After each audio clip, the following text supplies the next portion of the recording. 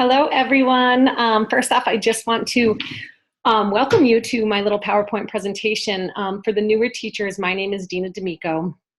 I am a physical education and health teacher here at the high school.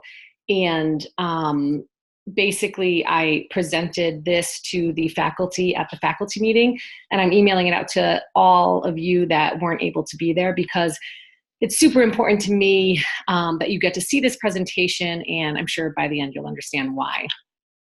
So here we go.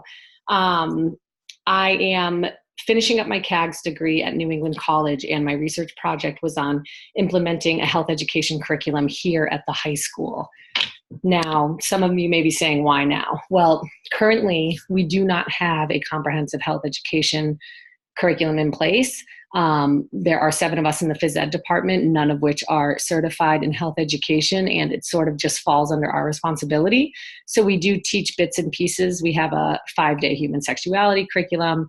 The freshmen get a few days of life skills and a suicide prevention curriculum. But again, it's by phys ed teachers. It's not by health educators. And so I think there's a lack of consistency. I think there's a lack of depth in the curriculum. And I hope you'll understand the importance of it as I'm through presenting. So why now? Why is high school such an important time to be presenting this? Because of adolescent brain development. Now, there's a ton of research out there, some by Perkins and Go, and they explain that adolescence is literally the most important time in an individual's life for brain development. Their brain is the most powerful at this time, but it's also the more vulnerable than any other time during an individual's life. So it's kind of interesting, but the reason why, without getting too sciencey, is that there are more synapses. So adolescents are able to learn much more efficiently than adults with way less effort. So that could be a huge advantage to our students, but the problem is there's a huge drawback at the same time because their frontal lobe is not fully developed and will not be fully developed until early adulthood. So what's the frontal lobe for? It's responsible for impulse control, judgment, insight, empathy, and executive functioning. So an example would be like a friend offers our students drugs or alcohol at a party. Their frontal lobe, which is the area for controlling that impulse control, is not as easily accessible than that of an adult. So here's a decision that they're faced with, and it could really negatively affect the rest of their lives. There's other research out there if you want to watch. There's a 15-minute TED Talk by this woman, Sarah Jane Blackmore, and she talks about how, the fact that their brains are still developing, gives them this huge lack of self-awareness, and there's an increase in impulsiveness when compared to their adult counterparts. Dartmouth College did a study too, where they had adults and adolescents make decisions, and the adults totally the adult decisions were way more automatic than the counterparts, and they actually relied on their ability to reason and figure out the answer before just doing. An additional issue is that having all these synapses, their brain is more susceptible to good and bad experiences. And so experiences like stress, binge drinking, substance use, it has a stronger effect on the adolescent brain. So an exposure to any sort of reward, and in binge drinking and those type of situations, that's a reward for brains. Those synapses are going to get stronger, and the teenager will become way more easily addicted than an adult doing the same behavior. So providing youth with this information on just even how their brains work, that could potentially allow them to understand some of their behaviors and realize there's an opportunity that they can continue to change in a positive way. Our generation, these generations of young people today, they're fascinated with themselves, but they're also data driven. And knowing that there is some biology tied to their behavior could provide them with a lot of relief. The current caseloads of our incredible adjustment counselors here at the high school, I'm not sure if you guys are aware, but I was able to sit down with them, and one of them has 98 students. The other one has 67 students. We have over 150 students seeing our adjustment counselors, and they will both tell you majority of them struggle with issues of anxiety and depression, and things that high school kids just should not be feeling right now, or should at least be given information on in more of a proactive way rather than a reactive way. I think our high school is phenomenal. at supporting these kids reactively. Like once we know they have a problem, then we're going to support them. Why not get these kids before that problem develops? Why not have a health education curriculum that can teach them about anxiety, depression, that can teach them about coping skills and stress management? It just seems like we are missing the mark with this entire population, and it could really help in so many ways within every academic classroom. The other thing that we had that I looked through and found it so interesting was the results from our youth risk behavior survey. We give these to half of our students every single year. So we are getting all this information on our current population. And unfortunately, right now, 12% of our high school students have reported hurting themselves on purpose. 9% have reported seriously contemplating suicide. A health education curriculum will address all of those issues. And 20% have consumed alcohol within 12 months of taking the survey. Now, here's the crazy part. 20%, yes, high, 1 out of 5 kids. We need to get to these kids. But the perception of use is 90%.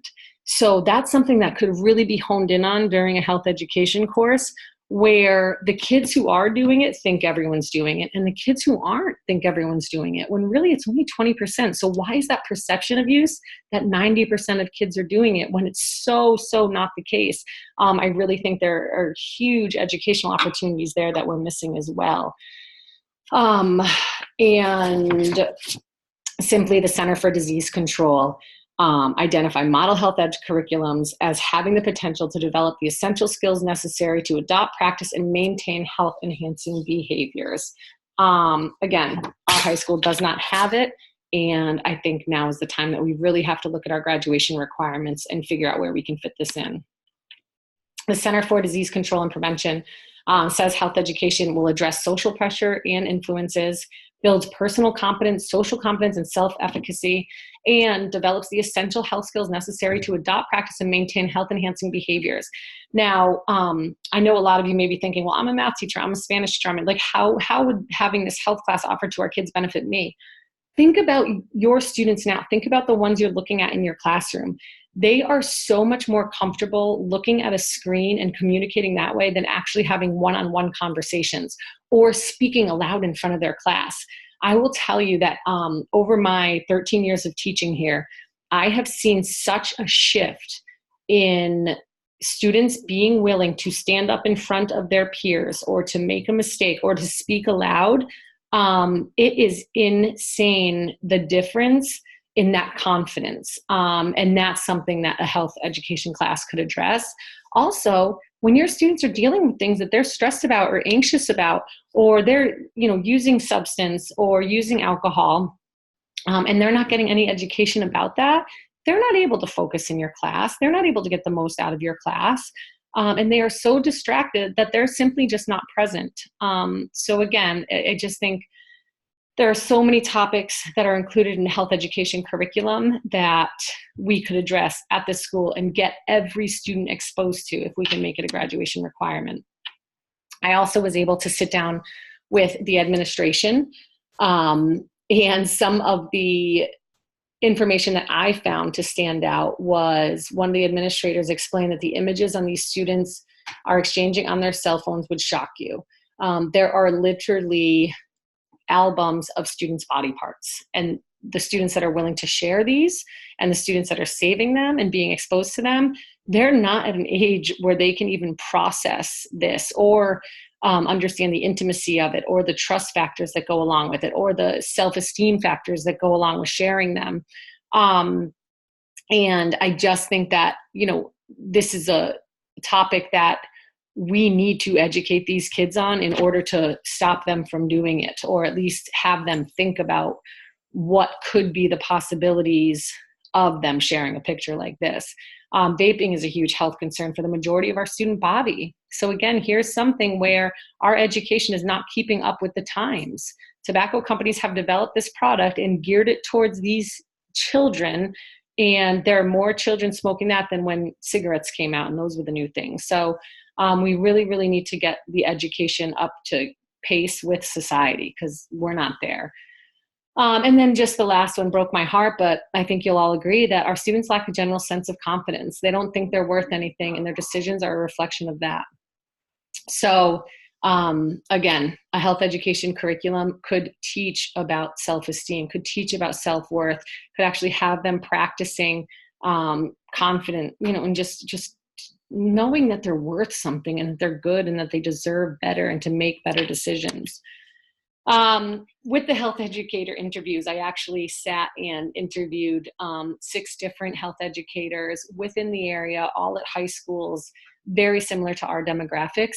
And every health educator at their high school, they have a health class that is a required health curriculum.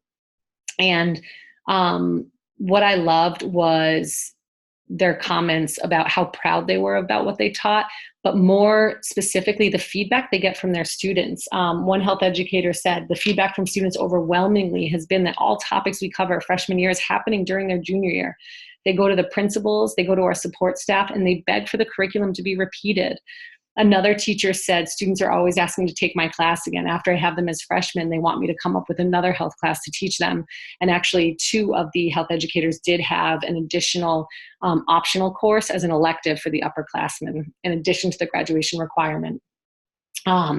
Another health educator said, there's so much anxiety and depression, even among the staff at our school. We have to teach these kids about being resilient and reaching out for help when they need it. That's what I get to do in my health education classroom. But one aspect that I really loved was an educator did a great job of tying in so many other students and professionals in the building within her curriculum. So she brought in support staff to meet the students. So during their addiction lesson, she had one of the adjustment counselors come in. During the suicide lesson, she had the other adjustment counselor come in. She even had the assistant principals come in to talk about kids reporting on bullying. And it was a way for, the assistant principals to interact with the students in a positive way, because oftentimes it's only discipline and they only see a certain number of kids. So it really broke down the barriers there. And they also had a peer leader program that they had peer leaders come in and do a few lessons. They had students with disability present an All About Me project just to talk about the mainstream students and, how to approach these students with disabilities, and that, you can have a conversation with them. It just might take them a little longer to answer. And so it really made their entire school more one, and just everyone in it mattered. And it just allowed for those relationships to develop between students and professionals, or students and other students, that wouldn't normally happen. They happen in a health education classroom. So this is the curriculum that I came up with. It's a sample curriculum. It can be changed. I just want to see it in place in our school. I want to see a health educator hired, and I would love to see it as a graduation requirement. There's many more details to each of these lessons. I just sort of wanted to give you guys an overview on what I thought was important based on my health educator interviews and the interviews with our administration. So this is what it could look like if we're able to put it into place. So what now? What now is it is up to all of you. We are one faculty, and I understand that other departments, want courses or are hoping to add a graduation requirement here and there. But if we don't do this one initially, we're missing the mark. This health course could help save lives. It could help improve their lives so greatly. And I've always said that, a healthy life is a happier life. And the better we can enable our kids to make good decisions and to be more confident, we're setting them up for success in all of their other classes, and especially when they leave us here. So I'm going to be sending out a survey, and it'll be a very, very short Google survey about this presentation. I'm also going to ask that the heads of each department sort of get the department's opinion on adding this as a graduation requirement for the future. And then what we'll do is at the mini MAC meeting, I'll be able to go in and meet with all the department heads to find out sort of where each department stands. Because if I can get your support in this, then we can move forward, and I can bring it to the superintendent and see if he supports this as well, which I would love to do. But again, I can't do it unless the entire faculty backs it. So please fill out the Google form that I'll be emailing the entire staff. I would also appreciate you talk to your department heads, and I'm looking forward to meeting with them at the next mini-MAC meeting to find out what we can do next. And then I promise I will keep you updated if we are able to go forward and bring it to the superintendent. So again, thank you so much for listening. If you have any questions, please reach out. I'm always here. And that's my entire presentation. So I appreciate it.